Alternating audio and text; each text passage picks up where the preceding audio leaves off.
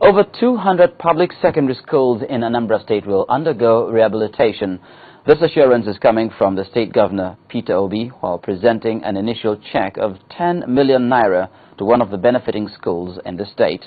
Governor Obi insists that his government is committed to rebuilding educational institutions in order to enable the children compete favorably with other peers in other parts of the country.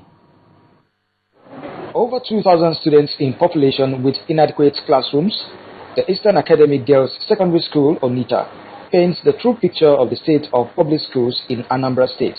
Moving from one classroom to another, Governor Peter Obi inspects facilities in the school, obviously not happy with what he is seeing. Appalled by this discouraging sight, Governor Obi presents a check of 10 million naira to the school for infrastructure upgrade and rehabilitation. 10 million naira.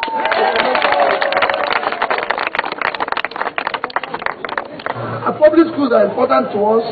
We want to rebuild all the public schools.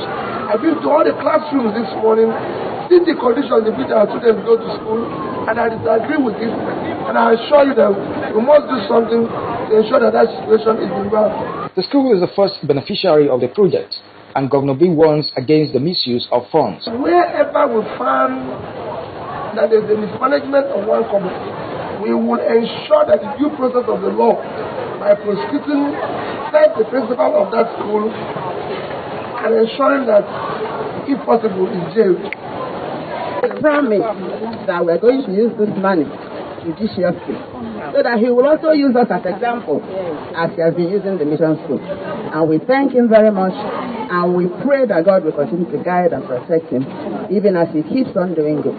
When Mr. Governor Peter Obi was funding such mission schools, I think he thought it wise, and I'm praising him that he was also funding here, being that here is also in Anambra State. He didn't mind that here is Nalo Diocese. I think we are talking of Peter Obi as the governor of Anambra State, and Ulis in Anambra State. Now, you can see the trade buildings fully renovated with 10 million naira. I should think that if it were to be given on contract, the 10 million naira wouldn't have achieved as much. It's just he funded the thing through the schools, the principal, the managers, the proprietors, and all that. And because of the direct labor, much was achieved. I think his thoughts about this is very commendable. If it were to be on contract basis, little would be achieved.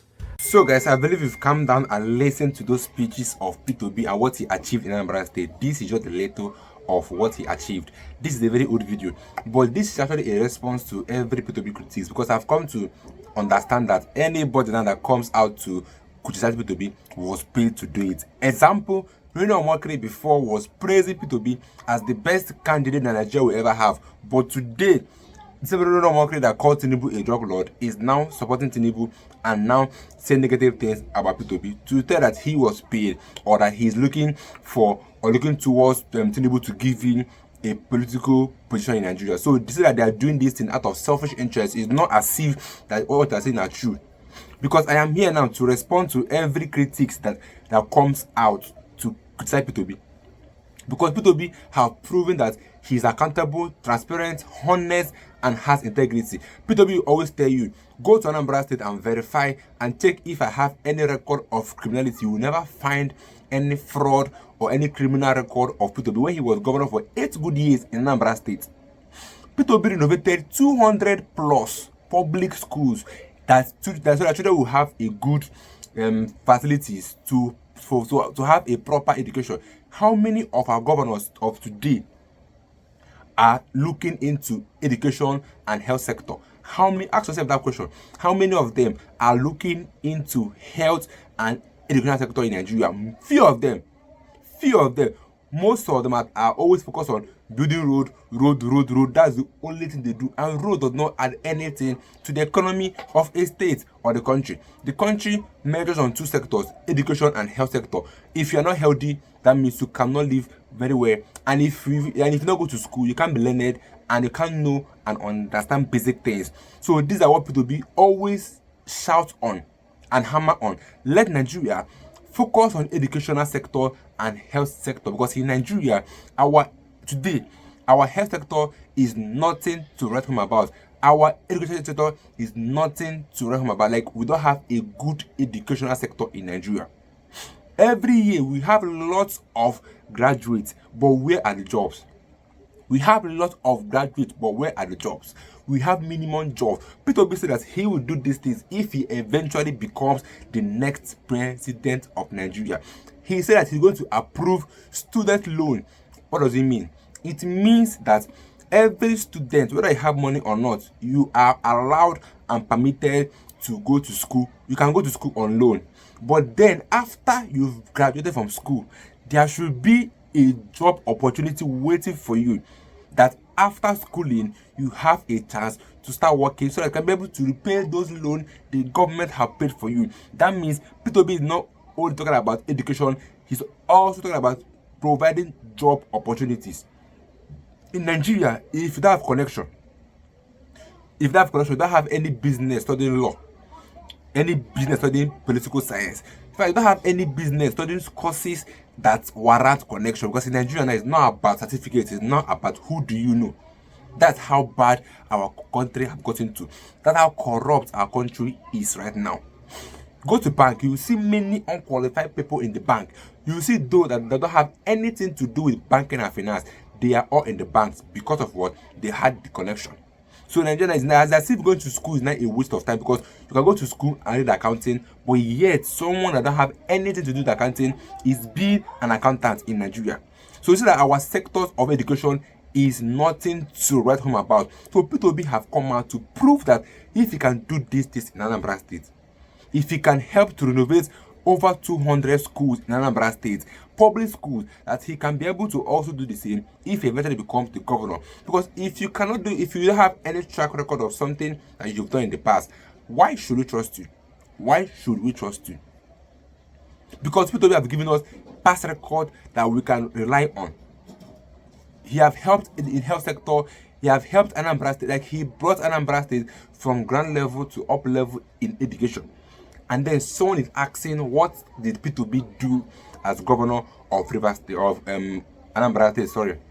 And again, some persons again have come out, some critics have come out to say that P2B wouldn't have done anything different if he had won the election. That's what people are saying. But then they forget the part that P2B said that he's going to remove fuel subsidy. Yes, he said it. And again, he's going to cut down and remove the corruption. The corruption in those sectors. He said it, and people cropped up that part, and they are only pushing the part where he said that he's going to remove fuel subsidy because Tinubu said the same thing and Tinubu did it. Then they're not asking what was the guarantee that if P2B have won the election that he wouldn't do the same. He will do it, but he's going to remove the corruption there. And he also said he's going to cut down the cost of governance. Then ask yourself, why are judiciary, the INEC, senators, the House of Rep fighting this one man called P2B? Because they are aware that if this man should eventually become the next leader in Nigeria, that all of them are going, all of them are packing their bags and they are going. Because P2B cannot have people that are corrupt in his system. He can have people that cannot deliver a free and fair election in his system. He cannot allow people that cannot deliver a judgment, a clean judgment in his system. So they are aware that if P2B should eventually become the next leader in Nigeria, that they are all going to lose their job. So that's the reason why they are fighting so well that Tinubu will become the next leader, even the next 8 years. They are fighting because they all know that benefiting from Tinubu government. Because Tinubu government is as if, do for me this thing, then I'll give you a position. That's why people like Daniel Bwala, Mokre, that once criticized Tinubu before and now allies of Tinubu. Daniel Bwala said that even if he gives Tinubu 30 years, he won't do anything. But who is now the special advisor to Tinubu is Daniel Bwala. The Ronald Mokre is trying to find his space, trying to find a place in Tinubu's government. That's why they are doing all these things they're doing. But guess what? 2027 is between Nigerians and APC, between Nigeria and bad government. Because right now, everybody in Nigeria is feeling the heat. Everybody in Nigeria is suffering it. And then, I don't know what other proof people need to see that P2B will deliver Nigeria if given the chance. Because if he could do that in Anambra State, Why can't he do it in Nigeria when he becomes the next leader in Nigeria? But let me get your views in the comment section, guys. I will be with you guys in my next video. If I need you guys subscribe, it's your boy again, Kids World. Stay tuned, guys, in my next video.